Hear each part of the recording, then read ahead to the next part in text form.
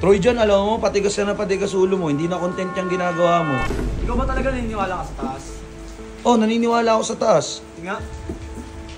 Kung mahal ako ng taas, ba't ako, asan yung magulang ko? Tapos sabi niya sa akin na mag-ibang bansa siya para gumanda buhay ko. Oh. Diba? Ano nangyari sa buhay ko? Wala ako na pala. Sa mukha kita, nag-rugby ako, nagnakaw ako, lahat. Lahat ginawa ko para mabuhay. Nagdamang ako ng kapwa. Tapos sabihin ng mga bashers, mga followers mo, mayabang ako, masama ugali ko. Hindi naman nila alam yung pinagdadaanan ko eh. Ang alam na lang niya, husgahan ako! Lakas ng ulan, may Bible study kami ngayon sa church. Troy, sabi ko, magbihis ka na. Tara na. Late na tayo, uy. Ayoko nga sa mga masog. Ano eh? Sabi naman sa'yo, hindi naman ako nagaganyan talaga eh. Boy, hindi ka... Pag sinabing Bible study, hindi ka naman mag-aaral ng Math, Science, Filipino, English. Tara na. Tsaka, bakit may iwan dito? Ayoko din talaga mag-ganun. Paano walang may iwan? Secured naman yan, no? May gate yan. Tara na. Ayoko nga, sub. Pilit mo naman eh. Troy dyan, alam mo, patigas na patigas ulo mo. Hindi na content yung ginagawa mo. Yung gusto mong content, gangster ka, pero ganyan na yung ugali mo. Parang nagre-rebelde. Tara na. Troy! Para ka namang ano eh. May tanong ako sa'yo. Ano ba yun?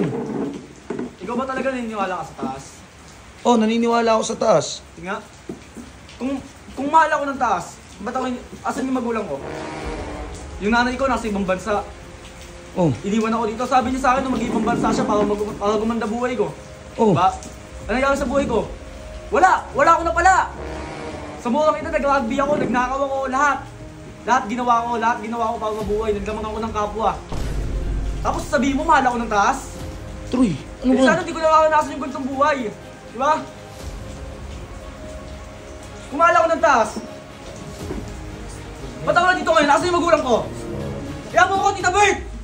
Troy, ano ka ba? Ano ba nangyari sa'yo? Alam mo ba yung nanay ko, ba't siya umuwi ng graduation ko? Troy, Ba't siya umuwi ng graduation ko? ano ba?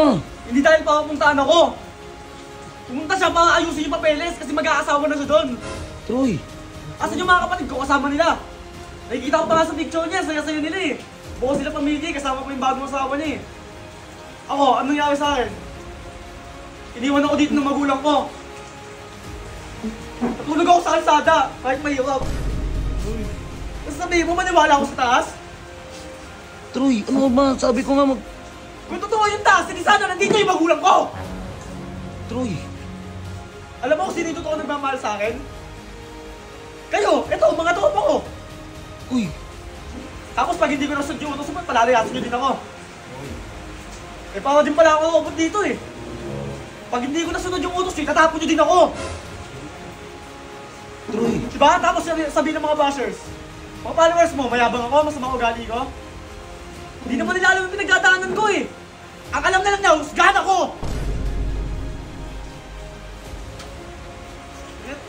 Tuwa muna ako. Troy. Troy, usap muna tayo. Usap muna tayo, Troy. Troy, mag-usap muna tayo. Troy. Troy. Troy. Stoy. Troy. Uy, kinginan nyo, mga chismoso kayo. Tapos na yung palabas. Itong mga to, chismoso. Ba't na?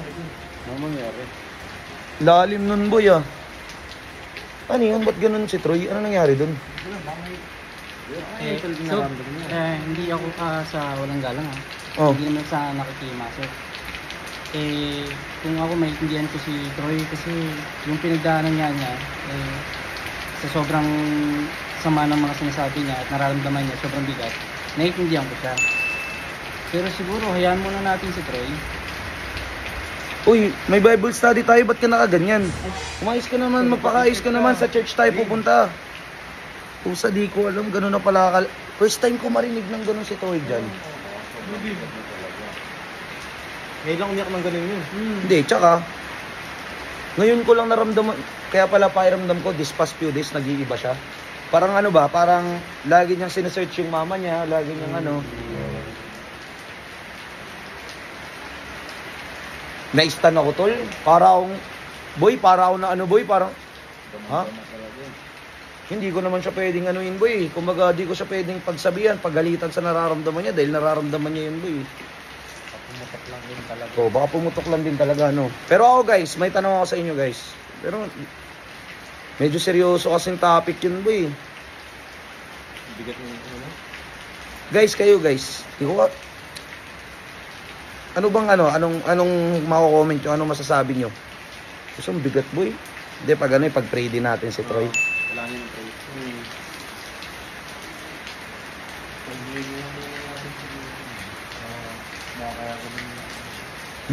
Guys, na ano din talaga ako, guys. Parang nalilito ako, eh.